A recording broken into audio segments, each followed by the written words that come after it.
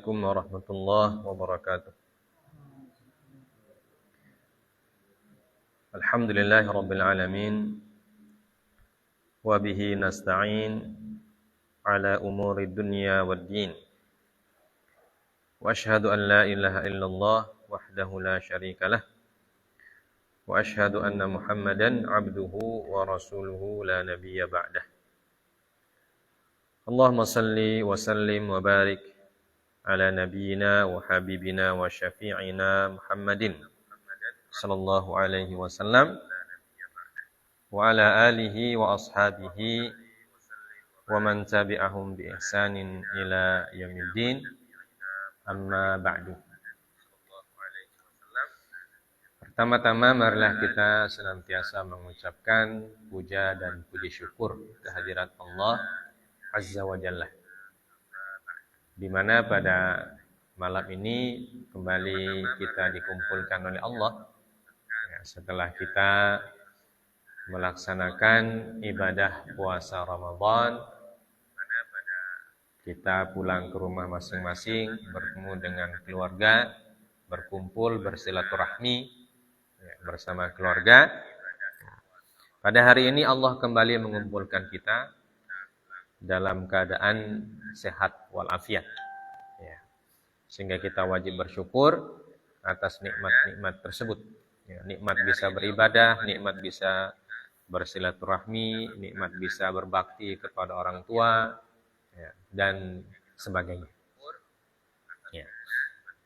Dan kita tidak lupa berdoa semoga ibadah-ibadah kita di bulan Ramadan diterima oleh Allah Azza wa Jalla. Baik sholat, puasa, infak, sedekah, birrul walidain, dan ibadah-ibadah khusus seperti kita ada yang bertugas sebagai imam sholat tarawih, masya Allah, imam sholat lail, imam sholat idul fitri bahkan. Nah, ini semua adalah anugerah dari Allah Azza wa Jalla. Merupakan fadl, keutamaan. Keutamaan yang diberikan oleh Allah kepada orang-orang yang senantiasa belajar agama Allah Subhanahu wa taala. Jadi ini patut kita syukuri. Para santri sekalian yang dimuliakan oleh Allah. Kemudian kita tidak lupa mengucapkan salawat dan salam untuk Nabi kita, Nabiullah Muhammad sallallahu alaihi wasallam, beserta para keluarga dan sahabat-sahabatnya yang dimuliakan oleh Allah.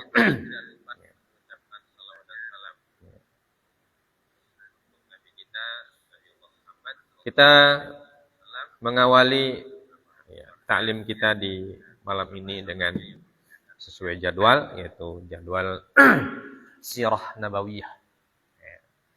Jadi setelah kita beribadah lama di Ramadan, selama 1 bulan penuh, kita kembali mempelajari sirah Nabi. Dan sirah Nabi ini adalah gambaran bagaimana Nabi Shallallahu Alaihi Wasallam mempraktekkan syariat-syariat Allah Subhanahu Wa Taala, mempraktekkan kandungan-kandungan ayat-ayat suci Al-Quran, supaya kita ambil ibrah, pelajaran bahwa orang yang belajar Al-Quran, dia tidak sekedar belajar membacanya saja. Jadi orang yang bisa baca Quran tidak berarti ilmunya sudah tinggi sampai di situ. Itu hanya baru bisa membaca. Nah, itu pun sudah ilmu namanya. Tapi itu baru awal. Baru awal ilmu. Ibaratnya kalau kita lomba lari, itu baru garis start. Belum mulai lari kita. Baru kita sampai di garis start. Dan tentu masih banyak yang harus kita pelajari. Tentang akhlak, tentang menghargai orang tua, menghargai guru, taat pada aturan-aturan yang disepakati. Itu bagian dari belajar Al-Quran. Jadi belajar Al-Quran itu bukan cuma nanti bisa baca dari Al-Fatihah sampai An-Nas, khatam. Bukan cuma itu. Nah, itu sudah ada pahalanya. Tapi masih ada lagi yang lebih tinggi dari itu. Ya, pengamalan-pengamalan, ya, memahami, dan seterusnya, dan seterusnya. Nah, itu Rasulullah SAW contohkan sama kita bagaimana cara mempraktekkannya itu. Ya, mengaplikasikannya dalam kehidupan sehari-hari. Nah, itu kita bisa baca dari sirah Nabi. Ya, sirah Nabi, sehingga sirah Nabi itu sangat luas. Ya. Sangat banyak kitab yang menulis sirah Nabi, ada yang panjang, ada yang pendek. Nah, kitab yang kita gunakan, Ar-Rahiqul Makhtum, ini termasuk kitab yang ringkas. Jadi tidak semua aspek-aspek yang dilakukan oleh Nabi digambarkan secara sempurna di sini, atau dari awal sampai akhir. Ya, tapi masih banyak kitab-kitab sirah yang lain. Kalau mau baca, silahkan. Ada sirah yang panjang dan lebar, Bidayah wa Nihayah Ibnu Katsir. Dan banyak lagi kitab-kitab sejarah yang lain. Nah, ini kita pakai ini karena ini ringkas, ya. Tidak terlalu panjang, tidak terlalu bertele-tele, ya. Tapi banyak pelajaran yang kita ambil. Ya. Baik. Jemaah sekalian dimuliakan oleh Allah Subhanahu wa taala. Ya. Kita sudah sampai lalu, ya, sebelum kita liburan. Itu akhirnya dari pembahasan kita adalah An-Nasyat Al-Askari Baina Badr wa Uhud. Ya. Jadi gerakan-gerakan. An-Nasyat itu artinya kegiatan-kegiatan, ya. Al-Askari, kegiatan-kegiatan militer, ya, yang berkaitan dengan militer yang dilakukan oleh Nabi SAW mulai setelah perang Badar sampai perang Uhud. Ya. Jadi di situ ada kegiatan-kegiatan yang dilakukan. Ya, kita sudah sampai di Ghazwatu Bani Sulaim atau Bani Salim. Ya. Ya. Kita sudah selesaikan itu, dan Ghazwatu Bani Sulaim terjadi pada bulan Syawal tahun kedua Hijriyah. Ya. Setelah kembali dari Badar 7 hari. Ya. Di 7 hari setelah kembali dari Badar. Karena Badar itu, perang Badar Kubro terjadi pada bulan Ramadan. Ya. Jadi beliau sampai di Madinah Idul Fitri. Ya kan? Nah, setelah itu baru terjadi Bani Sulaim. Jadi kalau Nabi itu, anak-anakku sekalian, setelah Idul Fitri pergi perang dia. Ya. Kalau kita orang kembali ke pesantren masih terlambat. Ya. Masih terlambat. Masih alasan tiada oto. Di zaman modern tiada oto. Ya. Oto banyak lewat di muka rumah. Ya. Nah, ini Nabi, anak-anakku sekalian, 7 hari setelah perang Badar, pulang dari perang, pergi perang. Ya. Perang ini bastor nyawa, bahasa kita orang. Ya. Bukan pergi santai-santai, tidak. Tapi beliau pergi mengorbankan nyawanya untuk kejayaan Islam. Ya. Kejayaan Islam. Bukan untuk mempertahankan dia punya pribadi, bukan. Nabi itu pergi perang bukan untuk kedudukan pribadi. Bukan untuk kekuasaan, bukan. Tapi beliau pergi berperang itu untuk membela agama Allah. Menegakkan agama Allah. Nah, kita ini bukan disuruh pergi perang, cuma disuruh pergi belajar. Ya. Cuma disuruh pergi belajar saja. Berarti ringan sekali kita punya perjalanan. Ya. Pergi belajar pun dikasih tempat tidur, ya. Dikasih makan, diajar, tidak diapa-apakan, ya. Tidak disakiti, tidak dipukul. Ya. Kalau Nabi pergi perang, ya. Pergi perang itu antara dua. terbunuh atau membunuh. Ya. Mati atau hidup, antara mati dan hidup. Ya. Jadi ini harus kita contoh bagaimana semangatnya Nabi SAW menegakkan agama Allah. Ya. Dan belajar Al-Quran itu bagian dari menegakkan agama Allah. Ya. Allah mengatakan dalam Al-Quran, wajahidhum bihi jihadan kabira. Dan berjihadlah melawan mereka dengannya, dengan Al-Quran itu dengan jihad yang besar. Jadi belajar Al-Quran itu termasuk jihad yang besar. Ya, perjuangan yang besar. Maka tidak boleh kita malas-malas. Ya. Ini perjuangan besar menegakkan agama Allah. Ya, tidak boleh malas-malas. Banyak alasan. Ya. Tidak bisa. Kalau kita banyak alasan, ya, berarti kita bukan pejuang. Ya. Kita bukan pejuang. Nah, kalau orang yang bukan pejuang, di mana tempatnya? Ya. Tempat orang yang bukan pejuang itu di belakang sana. Tidak ditahu orang.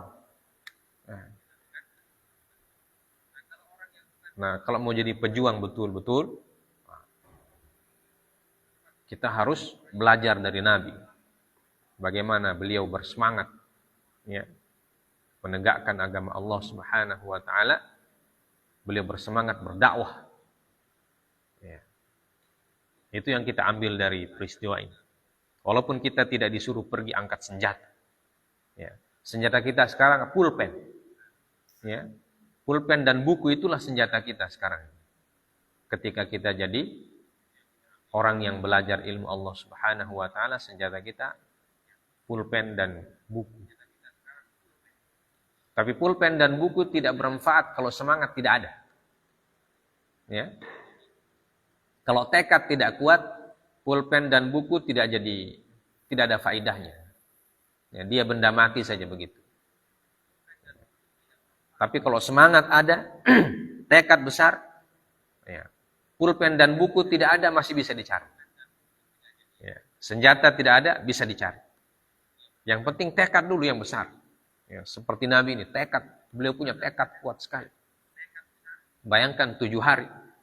Tidak ada alasan belabaran ketupat beliau. Ya. Oh, tidak mau pergi perang, mau ketupat dulu, tidak ada. Ya. Mau kumpul-kumpul keluarga dulu, tidak ada. Ya. Beliau tidak pakai itu.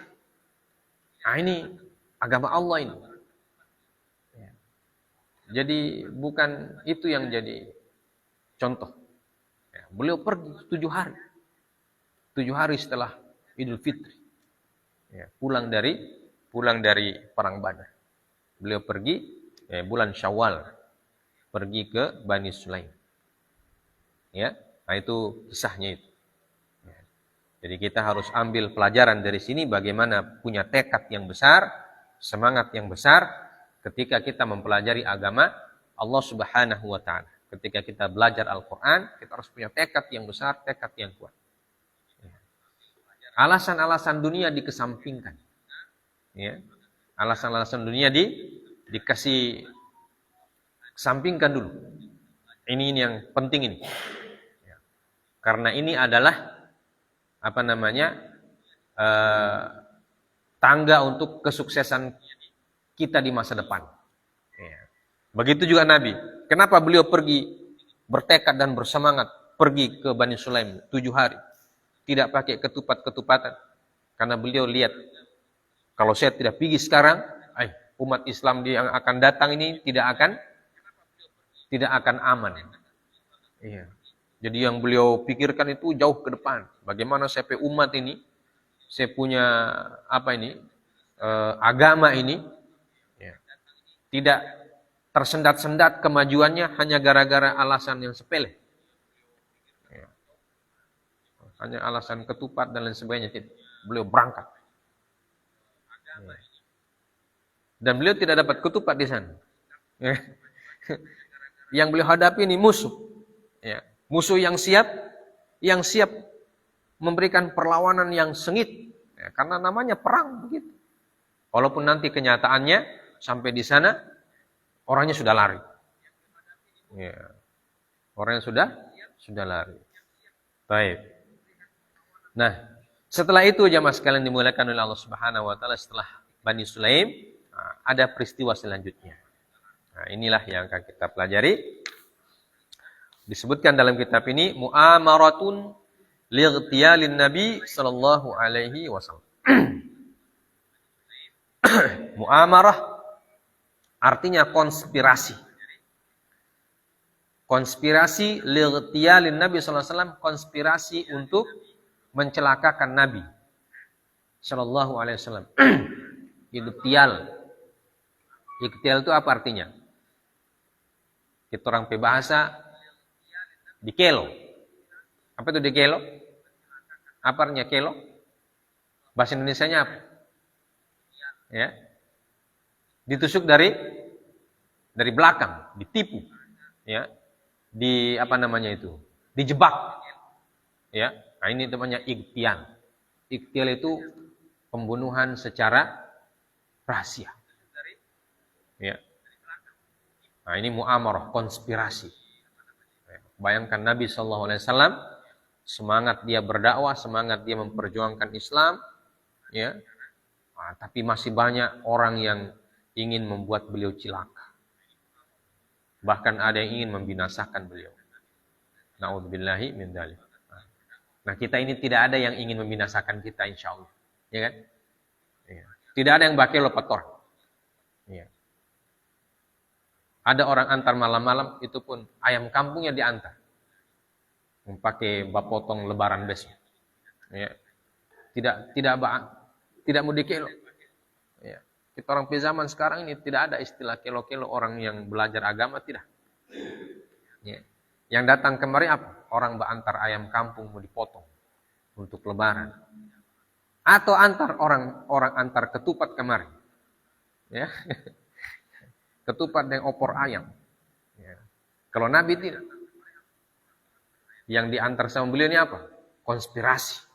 Ya. Mau dibunuh. Ya, kita baca dulu punya kitab ini. Bismillahirrahmanirrahim. Qala al-mu'allifu rahimahullah. Kana min athari hazimatil musyrikina fi waq'ati Badr an ishtatu ghadaban. Wa ja'alat Makkah taghli kal marjal diddan Nabi sallallahu alaihi wasallam hatta ta'amara butlanun min abtaliha batalani min abtaliha an yaqdu ala mabda'i hadzal khilaf wasyiqaq wa matharu hadzal dhul wal hawan fi za'mihim wa huwa Nabi sallallahu alaihi wasallam. Di antara dampak kekalahan orang musyrik pada perang Badar. Ya, jadi kita artikan di antara dampak kekalahan orang musyrik pada perang Badar adalah ishtatu ghadaban. Ya, mereka menjadi murka, ya, marah, benci, dendam dan lain sebagainya. Wa ja'alat Makkah taghli. Dan Makkah pun menjadi mendidih kal marjal. Ya, mendidih seperti al marjan. Ya. Nah, ini bahasa kiasan tentu. Ya. Karena Makkah itu kan nama kampung, nama negeri. Nah, dia tidak tidak bisa mendidih, tidak bisa, yang maksudnya orang-orang Mekah. Ya, penduduk Mekah, orang-orang musyrikin Mekah itu mendidih. Apanya mendidih? Bukan dia punya kompor, bukan. Ya. Bukan mendidih DP kompor mau masak ketupat, tidak. Tapi mendidih DP darah. Mereka punya darah mendidih. Ya. Hatta ta'amara batalani min abtalih. Sampai ada dua orang tokoh mereka di antara sekian banyak tokoh melakukan konspirasi. Ya. Dan konspirasi mereka ini mengatakan ingin yaqdu ala mabda'i hadzal khilafi wasyiqaqi wa mathari hadzal dhulli wal hawani fi za'mihim. Jadi menurut mereka sumber masalah, sumber perpecahan, sumber syiqaq, sumber perpisahan, pecah belahnya ini, kata mereka sumbernya adalah Nabi Muhammad sallallahu alaihi wasallam. Maka mereka, menurut mereka, ya, za'muhum, menurut klaim mereka, kalau mau aman ini Mekah, sumbernya harus dihabisi dulu. Ya. Sebab-sebabnya harus dihabisi dulu. Karena mereka mau menghabisi Nabi Shallallahu Alaihi Wasallam. Karena menurut mereka, semua kekacauan ini karena Muhammad, ya, Shallallahu Alaihi Wasallam. Itu menurut mereka, ya. Maka mereka pun berusaha. Padahal kalau kita lihat, ya, Nabi tidak bikin apa-apa sama mereka. Ya. Nabi hanya ingin memberikan mereka petunjuk ke jalan yang benar, itu saja. Ya. Ingin mengajak mereka untuk bertauhid, ingin mengajak mereka untuk menyembah kepada Allah semata. Nah, itu saja yang Rasulullah ingin dari mereka. Nah, tapi mereka menganggap itu masalah, ya, menganggap sebagai masalah besar. Karena apa? Karena kalau mereka mau beriman berarti menghilangkan tradisi jahiliyah. Nah, sementara mereka masih suka itu tradisi jahiliyah. Ya. Bahkan sudah terikat dengan tradisi jahiliyah mereka. Menyembah berhala, menyembah patung. Melakukan berbagai macam kemaksiatan itu sudah menjadi tradisi mereka. Ya. Dan kalau mau ikut Nabi berarti itu ditinggalkan semua. Itu yang mereka tidak inginkan. Ya, sehingga mereka mengatakan ini masalahnya ini adalah Muhammad, kata mereka. Sallallahu alaihi wasallam. Kemudian siapa yang dua tokoh itu? Nah, Jalasa Umair bin Wahab al-Jumhi ma'a Safwan bin Umayyah fil hijri ba'da waqati Badrin biyasir. Ya. Wa kana Umair min syayatini Quraisy. Mimman kana yu'din Nabi sallallahu alaihi wasallam wa ashabahu wa hum Makkah. Wa kana Ibnu Wahab ibni Umair fi asari Badr.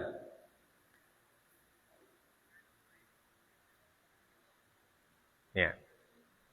Dua tokoh itu adalah namanya Umair bin Wahab al-Jumhi dan Safwan bin Umayyah. Jadi mereka ini berdua bermajlis atau bermusyawarah di Hijr. Hijr ini maksudnya apa? Hijr Ismail, di muka Ka'bah. Ya. Jadi bayangkan jemaah sekalian, mereka melakukan konspirasi, merencanakan membunuh Nabi di muka Ka'bah. Coba. Ya. Ka'bah itu kan tempat yang suci, ya kan? Tempat suci. Ya. Tempat orang beribadah. Justru disitulah mereka rencanakan itu pembunuhan.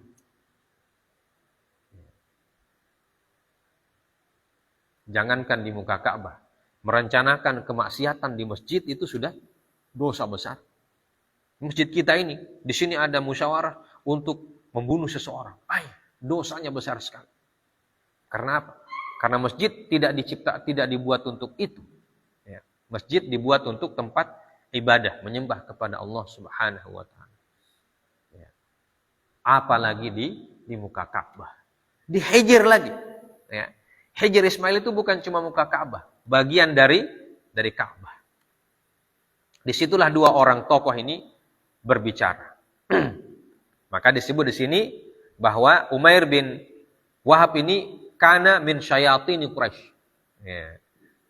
Disebut oleh ahli sejarah sebagai setannya Quraisy. Ya. Setannya Quraisy ini dulu. Nah, dibilang dulu. Ya, kana itu sesuatu yang sudah lampau. Kana min syayatini Quraisy. Ya, bahwa dulu dia termasuk setannya Quraisy. Ya, bukan cuma tokoh, dia setan. Ya. Nah, kalau orang sudah disebut setan itu berarti sudah dia punya kejahatan sudah tidak bisa dibayangkan dia punya kejahatan. Kana yu'din Nabi wa ashabahu wa hum bi Makkah. Ya. Dia adalah orang yang suka mengganggu Nabi dan juga mengganggu sahabat ketika mereka dulu masih di Mekah sebelum hijrah. Ya. Wa kana ibnuhu Wahab bin Umair fi asari Badr. Dan anaknya namanya siapa? Wahab bin Umair, termasuk orang yang ikut perang Badar dan ditangkap. Jadi termasuk tawanan perang, yaitu Wahab bin Umair. Jadi namanya Umair bin Wahab, dia punya anak namanya Wahab. Jadi Wahab bin Umair bin Wahab. Wahab bin Umair bin Wahab. Orang Arab kan biasa begitu, dia punya kasih nama anak. Biasanya nama anak pertama, nama bapaknya. Dan ada juga orang yang nama bapaknya dan nama anaknya, nama cucunya sama. Muhammad bin Muhammad bin Muhammad. Ahmad bin Ahmad bin Ahmad. Dulu Ustadz punya teman di Mekah itu namanya Syekh siapa? Abdullah atau siapa? Nama bapaknya juga Abdullah. Jadi dia bilang ana Abdullah Ats-Tsani wa abi Abdullah Al-Awwal. Jadi Abdullah Ats-Tsani bin Abdullah Al-Awwal. Nanti nama anak cucunya Abdullah Ats-Tsalits. Abdullah Ats-Tsalits bin Abdullah Ats-Tsani bin Abdullah Al-Awwal. Namanya sama. Begitulah. Beda dengan nama kita orang Indonesia. Orang Indonesia nama anaknya beda sama sekali dengan nama bapaknya. Sampai-sampai satu orang punya 3 nama. Muhammad Isa Ansori. Namamu semua itu, namaku semua katanya. Muhammad Isa siapa? Muhammad Ibrahim Abdullah. Namanya semuanya nama. Nah, ini budaya ya. Jadi ini namanya Wahab bin Umair bin Wahab. Wahab bin Umair ini jadi tawanan perangnya kaum muslimin ketika perang Badar. Fadzakara ashabal qalibi wa musabahu. Faqala Safwan wallahi in fil 'aishi ba'dahum khair. Maka ketika mereka berdua di situ duduk, yang mereka bincangkan apa? Yang mereka bincangkan adalah kejadian-kejadian pada perang Badar. Siapa yang meninggal, siapa yang cedera. Pokoknya itu yang mereka bicarakan. Maka Safwan mengatakan, demi Allah, in fil 'aishi ba'dahum khair. Jadi tidak ada kebaikan hidup kita kalau setelah mereka ini katanya. Jadi ini hidup sudah tidak tenang. Sudah tidak tentram ini hidup setelah mereka, kaum muslimin ini ada maksudnya. Di kacau kita punya hidup ini gara-gara mereka semua ini. Jadi mereka mengungkapkan kebencian-kebenciannya, dendamnya begitulah. Qala lahu Umair, sadaqta wallah. Ama wallahi laula dainun alayya laisa lahu 'indi qada wa iyalun akhsha 'alaihim dhai'ah ba'di la raqibtu ila Muhammad hatta aqtulahu fa inna li qablahum illah ibni asirun fi aidihi. Maka mendengarkan Safwan bin Umayyah mengatakan demikian, hidup kita ini sudah tidak tentram gara-gara mereka ini. Umar jawab, betul, shadaqtah, kamu betul, Anda benar. Demi Allah katanya, kalau saya tidak punya hutang yang harus saya bayar, dan saya tidak punya keluarga yang saya khawatirkan mereka jadi merana setelah saya meninggal, pasti saya mau ambil saya punya kuda, saya mau kendarai kuda tersebut dan saya pergi ke Madinah, saya mau bunuh itu Muhammad, dibilang. Ini kata Umair, saking dendamnya itu. Dia bilang, kalau andaikan saya tidak punya hutang, ketika itu dia masih ada hutang. Dia ada hutang sama orang lain yang dia harus bayar. Ini alasannya. Alasannya kenapa dia tidak pergi membunuh Nabi SAW, karena ada hutangnya. Dan karena dia khawatir dia punya keluarga ini nanti kalau saya mati di sana, siapa yang mau hidupi mereka? Jadi alasannya itu. Dia bilang kalau tidak itu, saya sudah pergi. Biasanya orang mulut besar bahasa kita orang. Orang mulut besar itu DP alasan banyak. Dia bilang, kalau saya tidak punya hutang dan kalau saya tidak punya keluarga, saya sudah pergi. Saya membunuh itu Muhammad. Nah, itu kata Umar bin Wahab. Apa kata Safwan? Safwan lihat, bagus ini. Harus didukung ini orang. Maka dia bilang, fagtanamaha Safwan wa qala, alayya dainuk ana aqdihi anka wa iyaluka ma iyali. Wasihim ma baqau. La yasauni syai'un wa ya'jizu anhu. Ya. Dia bilang, Sofwan bilang, kalau begitu, kalau kamu pergi, dia manfaat kesempatan ini. Ini orang kafir ini begitu. Ya. Kalau mereka mau melakukan sesuatu, dia tidak mau pakai tangannya, dia mau pakai orang lain. Nah, itu namanya konspirasi. Ya. Mencelakai orang, tapi dengan tangan orang lain. Tidak berani maju sendiri. Ya. Tidak gentle bahasa kita orang sekarang. Ya. Tidak gentle, tidak laki-laki. Ya. Sofwan iktanama hadza. Kesempatan ini kata Sofwan. Kesempatannya bagaimana? Dia bilang, kalau kamu membunuh Muhammad, sedangkan alasanmu tadi, kamu punya hutang dan kamu punya keluarga, dia bilang apa? Alayya dainuk. Kalau begitu, saya mau lunasi kamu punya hutang. Ya. Hutangmu tidak usah khawatir, saya mau lunasi. Ya. Kemudian, kalau keluargamu, tidak usah khawatir. Keluargamu nanti jadi keluargaku. Nanti saya yang, saya yang hidupi mereka. Ya. Saya yang tanggung dia punya makan. Pokoknya saya mau hidupi mereka. Selama saya masih hidup, mereka akan menjadi tanggungan saya. Yang penting kau pergi, bunuh itu Muhammad. Nah ini Sofwan bilang. Itu namanya pengecut sebenarnya. Ya. Dia lihat orang semangat sekali mau melakukan sesuatu. Dia dukung. Ya, dia bilang, kau punya hutang, kau punya keluarga, dan saya punya tanggungan. Ya, kau pergi jauh, pergi di Madinah, sana. Ya, pergi selesaikan itu orang yang bernama Muhammad. Katanya. Nah, itulah yang mereka, mereka sepakat. Qala Umair, faktum anni sya'ni wa sya'nak. Ya. Qala af'al. Ya. Dia bilang, Umar setuju. Dia bilang, kalau begitu, rahasiakan ini. Ya. Rahasiakan, kita punya rencana yang rahasiakan. Jangan kasih tahu orang. Ya. Saya mau pergi. Ya. Apa kata Sofwan ibn Umayyah? Bilang, saya akan lakukan. Saya mau rahasiakan. Yang penting ente pergi. Ya. Ini orang dua kesepakatan nih. Ya. Tidak ada orang lain tahu. Ya. Yang jadi saksi apa? Ka'bah. Yang jadi saksi mereka punya tipu muslihat ini adalah Ka'bah. Ya. Tidak ada yang tahu. Cuma kita berdua. Ya. Tidak ada orang lain, rahasia. Namanya konspirasi itu pasti rahasia. Ya. Kalau tidak rahasia bukan konspirasi namanya. Ya. Makanya disebut konspirasi. Maka mereka sepakat, oke. Ya. Jadi kamu tanggung saya punya keluarga, kamu lunasi saya hutang, saya pergi. Dia bilang, oke. Ya. Maka pergilah dia. Thumma amara Umair bisayfihi. Fashahadha lahu wasamma. Thumma talaqa. Ya. Kemudian Umair pun mengambil pedangnya. Ya. Kemudian pedang itu dia kasih apa? Dia kasih racun. Ya. Pedangnya dia lumuri dengan racun. Nah, orang tempo dulu itu namanya konspirasi. Walaupun sekarang orang konspirasi itu pakai racun. Ya.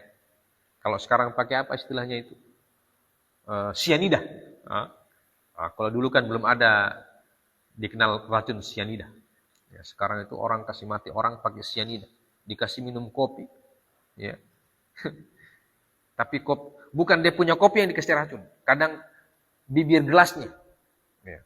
Bibir gelasnya dioles dengan racun. DP kopi tidak beracun. Ya. Makanya nanti ketika diselidiki oleh polisi, kopinya bagus, tidak apa-apa, tidak mengandung racun apa-apa. Padahal apa? Padahal di bibir gelasnya dia kasih sedikit. Nah, itu berbagai macam cara, namanya konspirasi. Ya. Maka Umar ini pun dia lumuri pedangnya dengan racun. Ya. Supaya nanti walaupun cuma luka sedikit, yang bekerja bukan pedangnya itu, racunnya itu. Ya. Walaupun mungkin dia tidak bisa menebas lehernya, luka saja sedikit.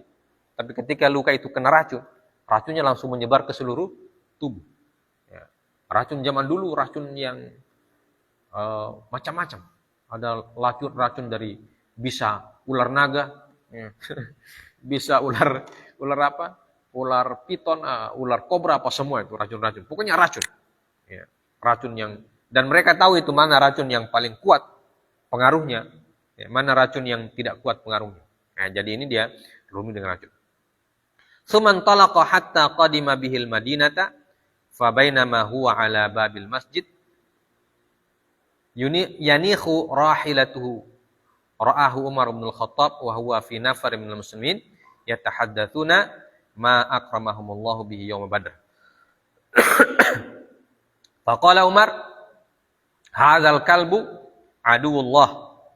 Umair, ma jaa illa li syarr. Ya, kemudian Umair pergi ke Madinah bawa pedang yang dengan rahasia, tidak ada yang tahu. DP pedang sudah dikasih racun, dia tidak ada yang tahu. Nah, singkat cerita sampai di Madinah. Ya, sampai di Madinah, sampai di Babel masjid, sampai di masjid. Dia sampai di Masjid Nabawi. Tapi ketika itu bukan Nabi yang ada di situ, Umar bin Khattab. Mahkuda apa aja. Ya. Rahil atau yanikh. Ya. Dia punya kuda itu apa namanya? Yanikh itu apa bahasa kita kalau kuda meringkih itu. Kalau kita lihat film-film pahlawan itu kan dia kuda. Dia kasih angkat DP kaki, ya. Baru dia kasih teriak itu kuda. Ya. Menggambarkan apa? Jago. Nah, tapi yang ada di situ Umar bin Khattab. Sementara dengan duduk dengan kaum muslimin. Umar bin Khattab duduk dengan kaum muslimin dan yang mereka perbincangkan apa? Yang mereka perbincangkan itu nikmat Allah berupa kemenangan di perang Badar. Ya, kalau tadi Umair dan Sofwan yang mereka perbincangkan kekalahan. Ya. Umar bin Khattab dan kaum muslimin yang mereka perbincangkan kemenangan. Masya Allah, tabarakallah. Ya. Alhamdulillah, pokoknya mereka bertasbih tentang kemenangan itu. Kalau bukan karena Allah tidak menang, dan seterusnya, dan seterusnya. Ya, tiba-tiba datang ini Umair bin Wahab. Ya. Umar bilang ini, kalb. Ya. Bahasa sekarang anjay. Dia bilang anjay. Ini anjaynya orang Quraisy. Musuh Allah. Dia bilang musuh Allah. Ini dia datang ini tujuannya pasti jelek ini orang. Karena mereka sudah tahu ini tabiatnya Umar bin Wahab ketika mereka masih di Mekah kan. Orang yang paling jelek ya di antara orang yang jelek, ya di antara orang yang suka mengganggu dan menyiksa kaum muslimin. Dia bilang dia datang apalagi bawa pedang. Ya, bawa pedang, bawa kuda, kudanya meringkih lagi. Woi, menantang ini orang. Bilang anjing dia bilang. Dia bilang kalb ini ditulis di kitab ini ditulis al-kalb, hadal kalb. Ini anjay. Bahasa sekarang. Makanya kalimat anjing itu dari dulu konotasinya jelek. Ya. Maka tidak boleh santri memanggil orang dengan sebutan binatang itu tidak boleh. Ya. Tidak boleh. Nah, ini Umar mengatakan demikian karena memang dia cocok. Cocok dipanggil begitu dia ini. Ya. Kafir Quraisy kemudian apa namanya? Orang yang menyiksa kaum muslimin lagi. Jadi cocok dia dipanggil begitu. Ya, tapi kalau kita sekarang ya tidak usah panggil orang dengan panggilan begitu. Tidak cocok, ya. Nah, ini kata-katanya Umar. Ya. Ma jaa illa li syarr. Dia tidak datang kecuali membawa keburukan. Berarti ada maunya ini orang. Ya, hati-hati. Tsumma dakhala 'ala Nabi sallallahu alaihi wasallam faqala ya Nabi Allah, hadza aduwullahi Umair. Qad jaa mutawashshihan sayfa. Ya. Umar langsung melapor sama Nabi. Dia bilang, "Ya Rasulullah, ini musuh Allah datang. Umair bin Wahab bawa pedang." Jadi Umar bilang, Umar ingin memberikan apa namanya warning, ya. Waspadaan kepada Nabi, ya Rasulullah, waspada Nabi, waspada ya Rasulullah. Ini orang datang, kita orang tahu dia ini buruk sekali orangnya, ya. Bahkan cocok disebut dengan nama binatang tadi, ya. Saking buruknya ini orang, apalagi dia bawa pedang, hati-hati ya Rasulullah. Tapi Nabi SAW mengatakan, apa kata Nabi SAW ini? Nabi, ya. Nah, beda Umar, beda Nabi. Ya. Kalau Umar pokoknya pedang duluan.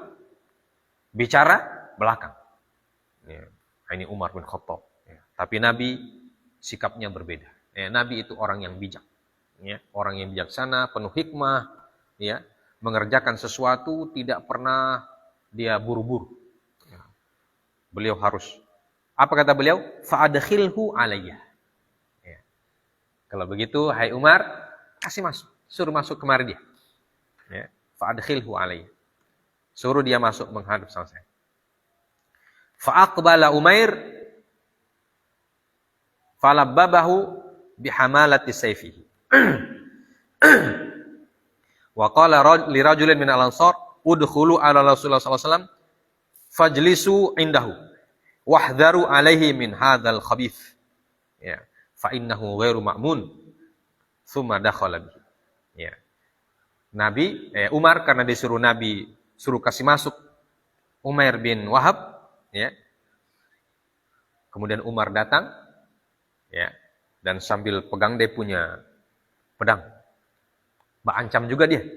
Ya. Jadi ya, hati-hati ya, kamu Umair, jangan main-main di sini. Ada saya di sini. Ya. Dia pegang dia pedang sebagai sikap waspada. Baru dia bilang sama beberapa orang laki-laki kaum muhajiri kaum ansor, dia bilang, kamu masuk temani Nabi sallallahu alaihi wasallam. Kalian masuk temani Nabi, jaga Nabi baik-baik. Ini orang ada di Pemawi. Ya. Kau perhatikan baik-baik. Artinya kalau dia macam-macam, tamatkan saja riwayatnya di situ.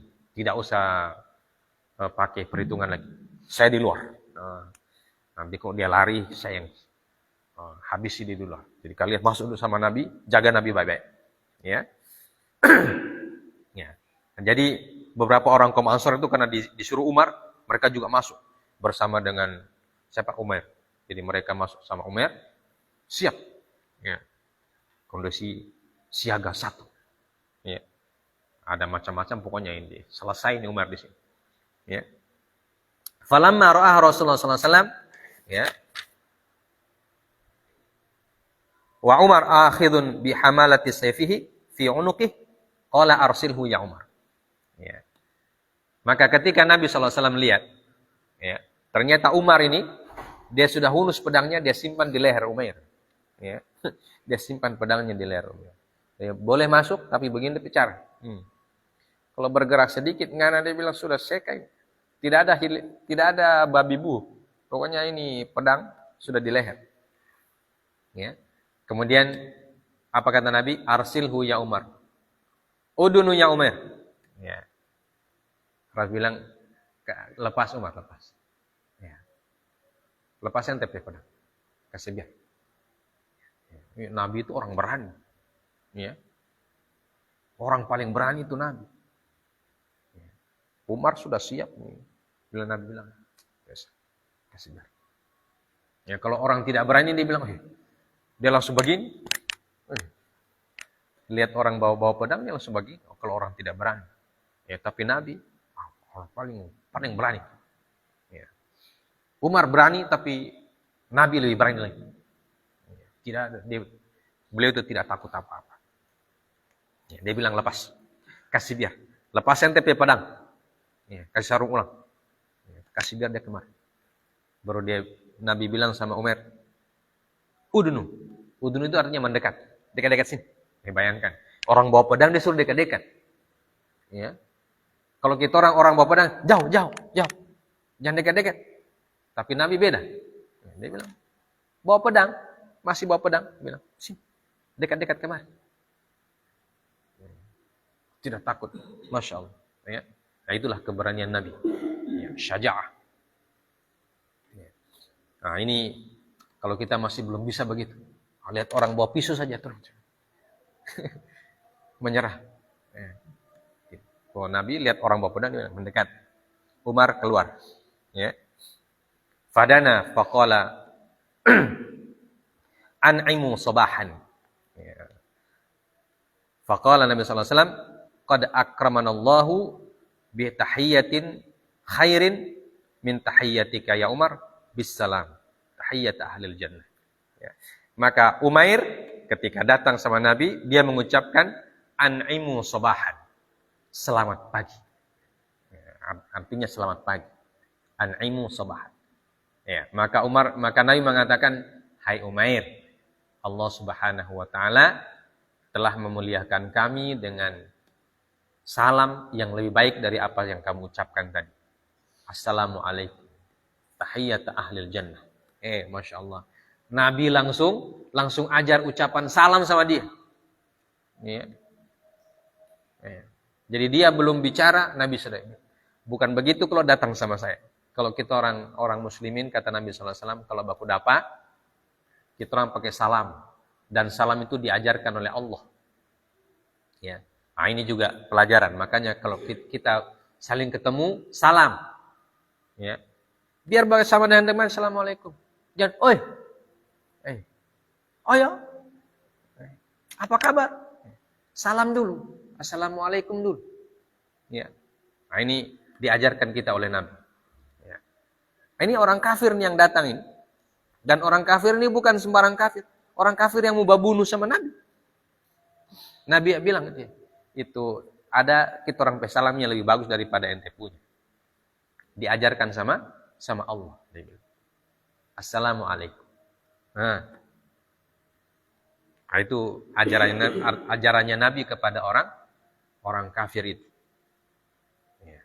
Dan orang kafir ini paham bahasa Arab. Ya. Assalamualaikum itu salam damai. Ya. Jadi dia sudah dengan demikian Nabi sudah runtuhkan mentalnya.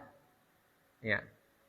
Tadi dia semangat sekali mau bunuh Nabi SAW. Begitu Nabi mengajarkan dia salam, dia langsung tersentuh dia.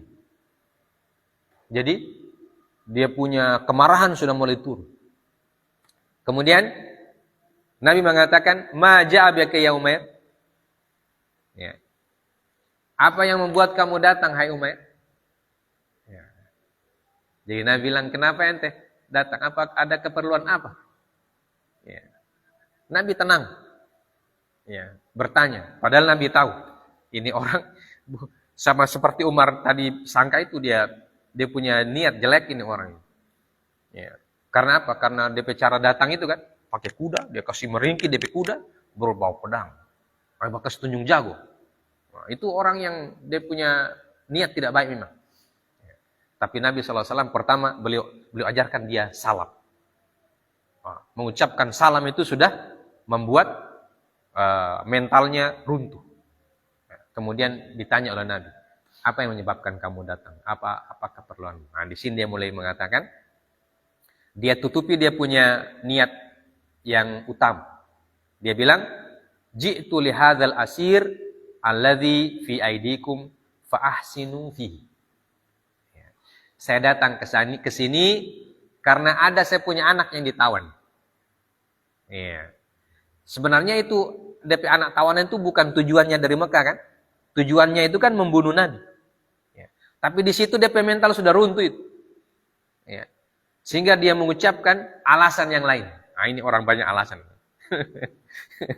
Orang kalau sudah ada banyak alasan. Dia bilang saya datang ke sini untuk ini, tawanan. Saya punya anak. Fa ahsinu fihi. Ya, fa ahsinu fihi artinya berbuat baiklah kepada dia. Jadi dia sudah apa? Sudah bermohon. Orang kalau sudah minta tolong, berarti dia sudah merasa di bawah. Yang tadi dia, pokoknya ini Muhammad harus mati ini di tangan saya. Ketika dia bilang minta tolong ini saya punya anak yang ditawan, berbuat baiklah sama dia. Ya. Jadi dia punya derajat emosi langsung di bawah. Ya, biasanya orang minta itu tidak ada orang minta di atas. Orang minta pasti di bawah. Ya. Kemudian Nabi mengatakan, "Fama balus sayf fi unuqi?" Ya. Kalau kamu minta tawanan, kenapa itu kau bawa pedang? Ya. Kenapa kau bawa pedang kemari kalau hanya urus tawanan? Nah, semulai gelagapan dia. Nabi sudah mulai tebak-tebak istilahnya. Padahal Nabi sudah tahu, ya, tapi sengaja dia tanya supaya ini orang terjebak dengan alasan-alasan. Ya, Dia bilang, qala ma ji'tu illa lidzalik. Tidak. Ini pedang bukan, saya datang cuma urus tawanan itu saja. Tidak ada tujuan lain. Ya. Tapi Nabi bilang kalau orang datang untuk mengurus tawanan bukan begitu dia pecat. Ya. Bukan dengan pedang terhunus begitu seperti yang kamu lakukan. Ya. Kamu ada tujuan lain. Kemudian apa kata Nabi sallallahu alaihi wasallam? Nah, di sini mukjizat Nabi kita lihat. Apa kata Nabi sallallahu alaihi wasallam? Bal qa'atta anta wa Safwan bin Umayyah fil hijr. Fadzakartuma ashabal qalib min Quraisy. Tsumma qulta laula dainun alayya wa iyalun indi la kharajtu hatta aqtula Muhammadan. Fatahammala Safwan bidainika wa iyalika ala an taqtulani wallahu hailun bainaka wa baina dzalik. Nah, ketika Umair tidak mengaku apa dia punya alasan yang utama, Nabi bilang, nah, ini mukjizatnya Nabi, ya, ini perhatikan. Apa kata Nabi? Kamu dan Safwan bin Umayyah beberapa hari lalu berdiskusi di Hijr. Ya. Dan Nabi ceritakan itu peristiwa. Kamu bilang begini, Safwan bilang begini. Safwan bilang begini, kamu bilang begini. Jadi semua pembicaraan mereka itu berdua. Ya, padahal ini rahasia kan? Rahasia cuma dua orang ini yang tahu. Ya. Tapi pembicaraan mereka berdua itu oleh Nabi disebutkan kepada Umair. Kamu bilang begini, Safwan bilang begini. Kamu bilang apa? Kamu bilang, andaikan saya tidak punya hutang yang harus saya bayar dan tidak punya keluarga yang harus saya tanggung, saya mau pergi ke Madinah, saya membunuh Muhammad. Ya. Dan Safwan mengatakan sama kamu, dia mau tanggung kamu punya hutang, dia mau lunasi, dan dia mau tanggung kamu punya keluarga. Ya. Bukan begitu, Umar? Kaget dia. Setahu saya tidak ada orang yang tahu itu. Cuma kita orang dua dengan Safwan yang tahu. Ya, qala Umair. Dia bilang, bagaimana Muhammad tahu? Saya duduk dengan Safwan, kita orang berdiskusi, dan kan kita sebutkan tadi, di akhir diskusi mereka berdua, Umar bilang, ini rahasia antara kita berdua saja. Ya, tidak ada yang tahu. Safwan mengatakan, iya, ini antara kita berdua. Dan itu di Mekah terjadinya kan? Nabi di Madinah. Tapi ketika dia masuk menghadap sama Nabi, Nabi ceritakan sama Umair apa yang terjadi, apa yang mereka sebutkan, apa yang mereka ucapkan, apa yang mereka sepakati. Nabi ceritakan detailnya, tidak ada kurang, tidak ada lebih. Pas. Ya. Umair kaget di situ. Bagaimana dia tahu? Ya. Madinah, Mekah jauh. Naik kuda 1 minggu paling kurang. Siapa yang kasih tahu? Tidak ada yang kasih tahu. Karena Umar bilang tidak. Cuma kita orang dua yang tahu itu masalah. Cuma kita orang dua. Sampai kenapa dia bisa tahu? Maka Umar mengatakan, Ashhadu annaka Rasulullah. Dia bilang betul. Saya bersaksi kamu utusan Allah. Masuk Islam di situ dia. Ya, tadi petenteng dari Mekah mau bunuh sama Nabi sallallahu alaihi wasallam. Ya. Pedang sudah dikasih racun. Ya, kuda, datang bajago-jago. Tapi begitu dia dengar ucapannya Nabi sallallahu alaihi wasallam, dia bilang, apa dia bilang? Asyhadu annaka Rasulullah. Ya. Saya bersaksi kamu adalah utusan Allah. Karena tidak ada orang yang tahu itu saya punya pembicaraan dengan Safwan. Kalau Rasulullah tahu berarti memang Rasulullah ini Rasul. Karena tidak ada orang yang tahu. Satu Mekah tidak ada yang tahu. Apalagi orang Madinah. Orang Mekah tidak ada yang tahu itu. Bagaimana bisa Nabi tahu? Bahkan beliau ceritakan hasil diskusinya, diceritakan dengan tanpa melebihkan dan tanpa mengurangi. Pokoknya pas. Sesuai dengan kejadian pada saat itu. Umar bilang ini bukan orang biasa. Ya, bukan orang biasa. Pasti ada yang kasih tahu sama dia. Dan yang kasih tahu itu pasti Allah. Ya. Dan kalau Allah kasih tahu sama manusia, berarti manusia itu Rasul. Maka dia mengatakan, Anni ashhadu annaka Rasulullah. Qad kunna ya Rasulullah.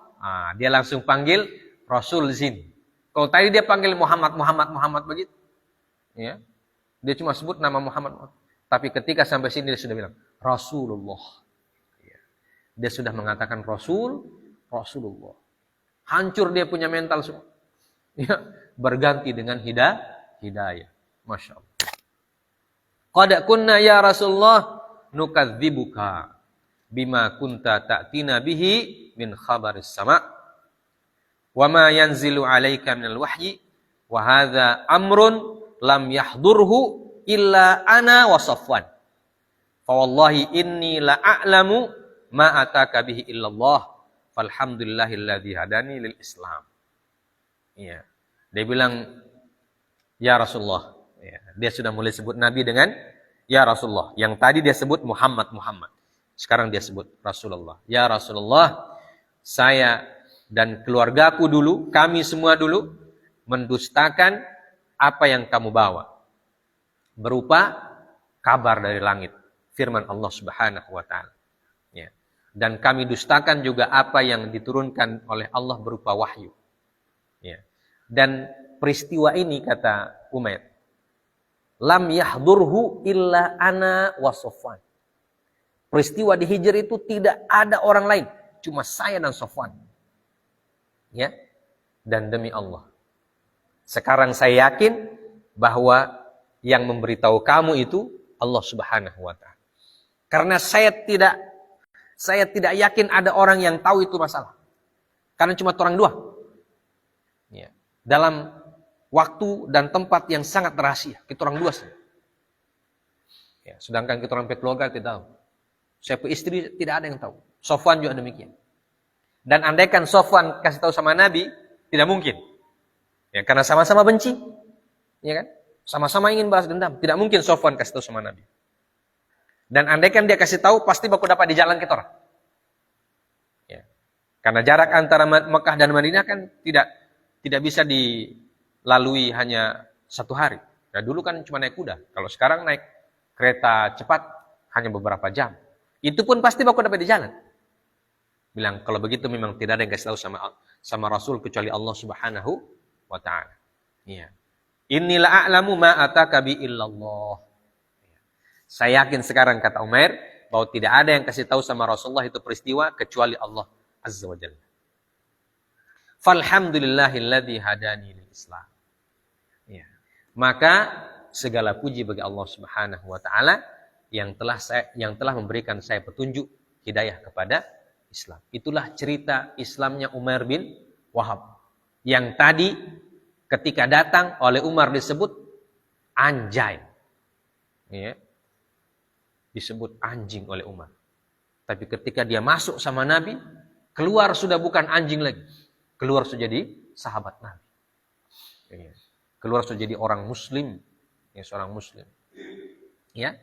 Tapi itulah kisah perjalanannya mendapatkan hidayah. Ya. Jadi orang dapat hidayah itu beda-beda dia punya cara. Ya. Nah, seperti Umair bin Wahab ini, dia punya kisah mendapatkan hidayah itu sangat fenomenal. Ya. Merencanakan sesuatu di tempat rahasia, tidak ada orang yang tahu. Ya. Siap dengan pedang terhunus, pedangnya pun sudah dikasih racun. Ya. Dan ketika bertemu dengan Nabi SAW, masih menunjukkan dia punya kejagoan. Ya. Petantang petenteng. Ya. Walaupun ada Umar di situ, dia tidak takut. Ya. Tapi ketika masuk kepada Nabi SAW, Masya Allah, itulah hidayah. Wasaqani hadzal masaq. Ya. Thumma tashahhada syahadatal haqq. Faqala Rasulullah SAW, faqihu akhakum fi dinih wa aqri'uhu al-Qur'an wa atliqu lahu asirah. Ya. Ya, Nabi SAW, ya, ketika Umair mengatakan, Segala puja bagi Allah yang sudah memberikan saya hidayah. Dan segala puja bagi Allah yang menunjukkan saya jalan seperti ini. Ya. Jadi dia syukuri itu. Ya, dia syukuri itu dia punya cerita sampai bisa masuk Islam. Ya. Maka Nabi SAW kemudian dia bersyahadat, masuk Islam di situ. Umair bin Wahab. Ya. Kemudian Nabi setelah itu mengatakan kepada Umar dan sahabat-sahabat yang lain, faqihu akhakum fid. Ya. Ternyata sekarang dia sudah jadi muslim. Ya. Maka beliau bilang sama Umar sama teman dan para sahabat, sekarang tugas kalian memberikan dia pemahaman tentang agama. Dia bilang, ajar kamu punya saudara baru ini. Ya, bayangkan, datang musuh keluar jadi saudara. Ya. Datang petantang petenteng keluar jadi sahabat. Nah, itulah mukjizat Nabi SAW yang mengetahui sesuatu yang rahasia dan yang kasih tahu sama siapa beliau? Allah Subhanahu wa taala. Nah, ya, karena itu sudah diakui oleh Umar. Dan apa kata Nabi SAW? Ajar dia agama, akri'u alaihil Quran. Ya, lihat ini. Apa kata Nabi SAW? Ajar Quran sama dia. Ya, kalau ini kita orang udah belajar Quran kemari, tidak pakai rencana mau bunuh Pak Ustadz kan? Tidak. Ya. Tidak pakai hunus-hunus pedang, tidak. Ya. Nabi bilang sama Umar, tugas kamu dan sama teman-teman yang lain, ajar dia agama, ajar dia Al-Quran. Ya. Jadi jangan sampai kita mau belajar Al-Quran harus pegang pedang dulu. Ya. Jangan sampai. Ya. Nah, ini kita syukuri. Kita belajar Al-Quran dengan tenang. Ya. Tidak harus hunus pedang, tidak harus menghadapi Umar bin Khattab. Ya. Kalau kita menghadapi Umar bin Khattab, tafer duluan. Ya. Umar bin Khattab ini. Jangankan satu orang, satu maka dia tantang. Ya. Kalau kita menghadapi Umar bin Khattab, kita sudah hilang mental duluan. Ya. Tapi ketika orang ini sudah masuk Islam, Rasulullah bilang, ajar Al-Quran sama dia, ajar dia agama. Dan atliqu lahu asirah. Kalau begitu DP anak yang ditawan, lepaskan. Ya. Jadi siapa tadi? Wahab bin Umair bin Wahab yang tadi ditawan oleh Nabi SAW karena ayahnya sudah masuk Islam. Rasulullah bilang lepaskan dia. Ya, itu tawanan, itu anak Wahab itu lepaskan. Nah ini apa pelajarannya anak-anak sekalian? Kemuliaan orang tua. Ya, kita ini dapat berkah dari kemuliaan orang tua kita. Ya. Jadi harus berbakti sama orang tua. Ya. Orang tua kita soleh, kita yang dapat dia punya untung. Ya, sama dengan Wahab bin Umair. Wahab bin Umair belum masuk Islam dia. Masih di tawanan itu masih kafir. Tapi karena bapaknya masuk Islam, Nabi lepas. Tidak pakai jaminan apa-apa. Padahal kita tahu di awal, orang yang ditawan itu kan, DP syarat untuk dilepas apa? Harus menebus kepada Nabi SAW. Harus bayar tebusan. Atau yang kedua, harus mengajar anak-anak kaum muslimin. Ya, mengajar dulu, jadi guru dulu. Sekian lama, sampai berhasil, muridnya bisa, baru boleh dilepas. Ya. Tapi Wahab bin Umair, dia tidak mengajar, dan dia tidak membayar. Kenapa dia dilepaskan? Karena ayahnya masuk Islam. Jadi berkah ayahnya masuk Islam, Wahab bin Umair dilepaskan dari penjaranya, dari tawanannya oleh Nabi SAW. Itu berkah masuk Islamnya ayahnya. Ya. Jadi jamaah sekalian, keberkahan orang tua kita, kalau orang tua kita soleh, ya, kita dapat berkah. Makanya kita yang jadi sekarang ini belajar soleh. Ya. Supaya apa? Nanti anak-anak dan keturunan kita dapat keberkahannya. Ya, dapat keberkahannya. Kalau kita sekarang belajar dari orang soleh. Ya, belajar menuntut ilmu dengan baik dan benar. Belajar Al-Quran dengan baik dan benar. Ya. Nanti kita jadi orang soleh. Nah kalau kita soleh, insya Allah anak-anak kita akan mendapatkan berkah kesolehan. Ya, seperti kisah dalam surat Al-Kahfi itu. Ya. Apa kata Allah? Wa amma al-jidaru fakana li ghulamaini yatimaini fil Madinah wa kana tahatahu kanzun lahuma wa kana abuhuma salihah. Ya. Sedangkan itu tembok yang kita perbaiki tadi, wahai Musa, kata Nabi Khidir, itu milik 2 orang anak yatim. Anak yatim itu berarti masih anak-anak ya. Yang namanya anak yatim itu belum balik dia. Kalau dia sudah balik, sudah tidak jadi yatim. Ya. Istilah dalam syariat yang disebut yatim itu anak yang belum balik. Ya. Kalau sudah balik, sudah tidak yatim. Seperti kata Allah, wabtalul yatama hatta idza balagun nikah. Ya. Jadi yatim itu ada dia punya batas. Ya. Nah kalau kita orang di Indonesia biar sudah punya anak masih yatim dia. Ya. Tidak. Kalau yatim dalam istilah sama dengan mu'allaf. Ya, mu'allaf kalau di Indonesia orang yang sudah jadi ustadz tetap jadi bilang mu'allaf. Tidak. Mu'allaf itu dia baru masuk Islam 1-2 hari, 3 hari, 1 bulan. Kalau dia sudah jadi ustadz, sudah baca ceramah, bukan mu'allaf nih. So muslim betul. Ya, so muslim yang betul. Nah, istilahnya mu'allaf terus. Ya. Karena apa? Karena ada konsekuensinya. Kalau orang disebut mu'allaf, dia dapat zakat. Ya, berhak dapat zakat. Nah ini kalau sudah jadi ustadz, apakah masih berhak dapat zakat? Kalau dia kategori mu'allaf, so tidak. Ya, so tidak dapat zakat ya. Karena dia sudah jadi ustadz, berarti dia iman sudah kuat. Ya, begitu juga yatim. Nah, sama kita, yatim itu biar sudah beranak cucu, dia bilang saya ini juga yatim. Yatim piatu lagi. Saya punya bapak, saya punya ibu, meninggal ketika saya masih kecil. Ya, jadi saya ini yatim piatu. Dalam syariat itu, kalau kau sudah beranak istri, berarti sudah bukan yatim. Ya, nah itu. Kita kembali ke Al-Kahfi, yatimaini fil Madinah. 2 anak yatim di kota. Ya. Dan di bawah tembok itu ada kanz. Ada dia punya harta warisan. Terus apa katanya? Wa kana abuhuma sholihah. Ya. Jadi Allah pelihara itu dia punya warisan. Dia sebab apa? Berkah orang tuanya jadi orang yang soleh. Ya. Jadi karena orang tuanya soleh, Allah pelihara itu DP harta warisan di bawah tembok yang so rusak itu. Ya. Jadi bagaimana caranya Allah memelihara harta warisan anak kecil 2 yatim itu? Dengan merusakkan itu tembok. Jadi itu tembok runtuh. Itu rumah so runtuh. Nah kalau rumah runtuh kan orang tidak ada yang mau datang situ. Apa yang mau dicuri dari rumah yang runtuh? Ya. Jadi salah satu cara Allah memelihara harta anak tersebut, rumahnya itu diruntuhkan. Ya. Sehingga tidak ada orang curiga di situ ada apa? Ada harta warisan. Padahal banyak harta warisan di bawah itu. Tapi Allah kasih runtuh itu supaya orang tidak ambil. Ya, makanya Khidir bilang, karena ini anak sudah mau dewasa, dia sudah mau ambil dia punya warisan, maka kita perbaiki ini rumah. Ya. Kita kasih baik ini rumah supaya apa? Supaya nanti dia datang, dia ambil itu warisan. Ya, bayangkan anak sekalian, jemaah sekalian dimuliakan oleh Allah. Kata para ulama, ya, dalam kitab tafsir, yang disebut abuhuma sholihah, orang tuanya atau ayahnya soleh, itu bukan dia punya ayah langsung.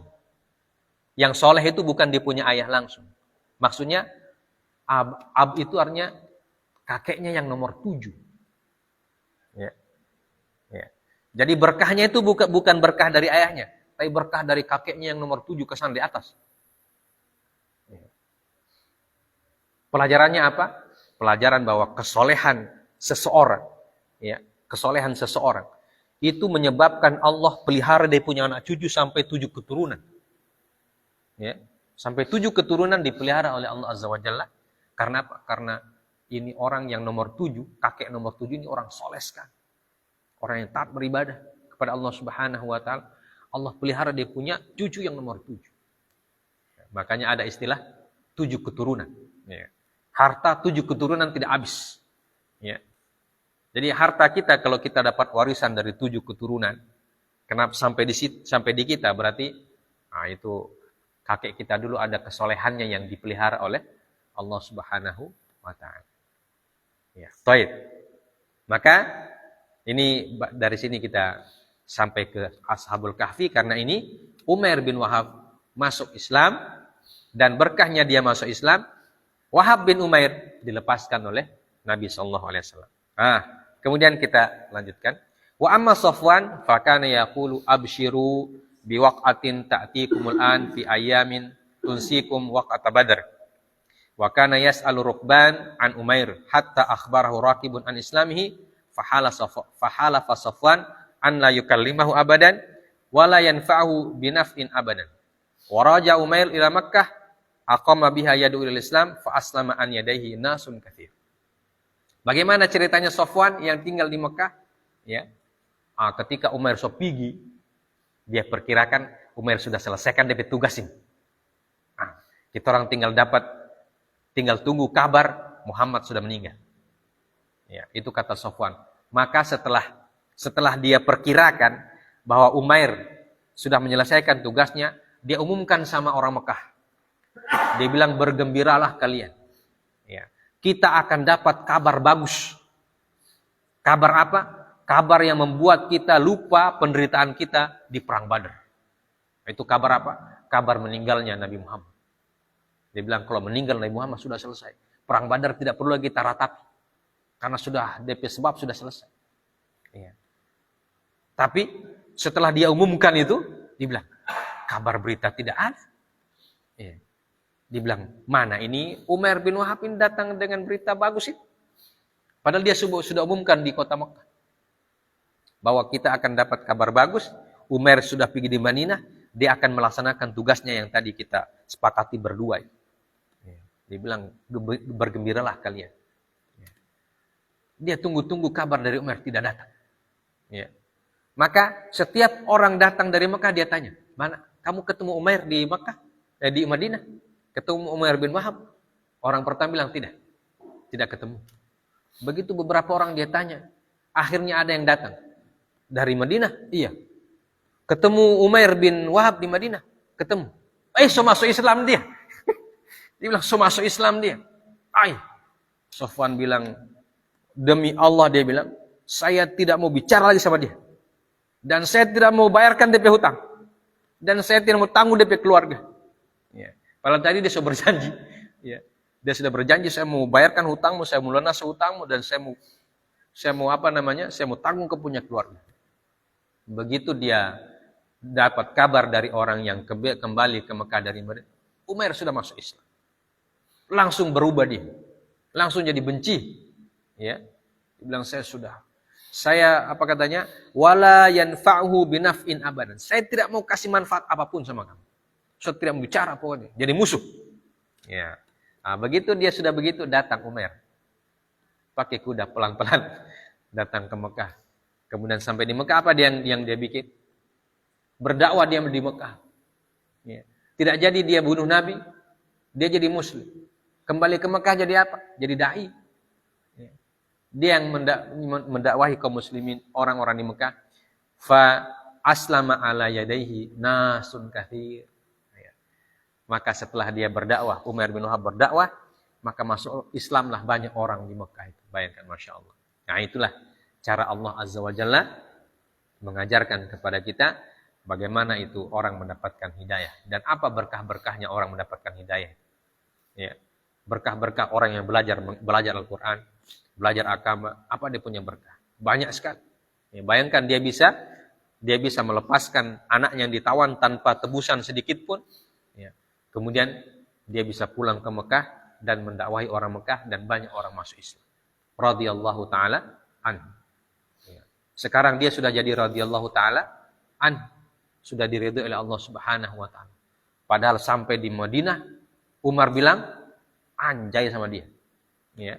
Tapi begitu dia masuk Islam, jadi orang Muslim, Umar ajarkan sama dia Al-Quran, kemudian dia pulang ke Mekah dan menjadi salah seorang da'i di Mekah, ya, orang yang mengajarkan orang Islam dan masuk Islam banyak orang dengan sebab usaha dari Umair bin Wahab radhiyallahu taala anhu. Nah, itulah kisah konspirasi, ya.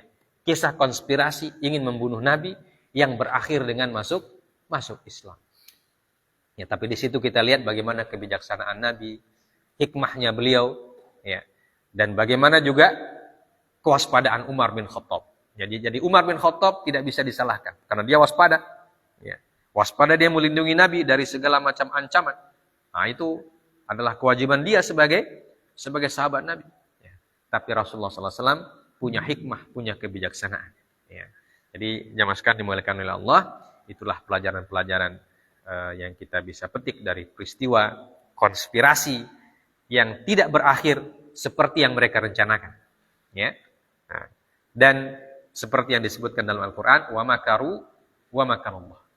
Mereka membuat konspirasi, tapi konspirasi mereka itu akan digagalkan oleh strateginya Allah Subhanahu wa Ta'ala. Itulah yang harus kita yakini, bagian dari akidah dan keyakinan kita bahwa Allah Subhanahu wa Ta'ala, innallaha yaf'alu ma yurid. Dia, Allah Azza wa Jalla, bisa melakukan segala sesuatu yang dia inginkan. Semoga kita bisa mendapatkan tambahan hidayah dari kisah ini, ya, tambahan pelajaran, ya, tambahan semangat dan tekad untuk mempelajari agama Allah Subhanahu wa Ta'ala. Kita akhiri, subhanakallah bihamdik, asyhadu an la ilaha illa anta, astaghfiruka wa atubu ilaik. Wassallallahu ala nabiyyina Muhammad wa ala alihi washabbihi wasallam, wa akhiru da'wana alhamdulillahirabbil alamin. Assalamualaikum warahmatullahi wabarakatuh.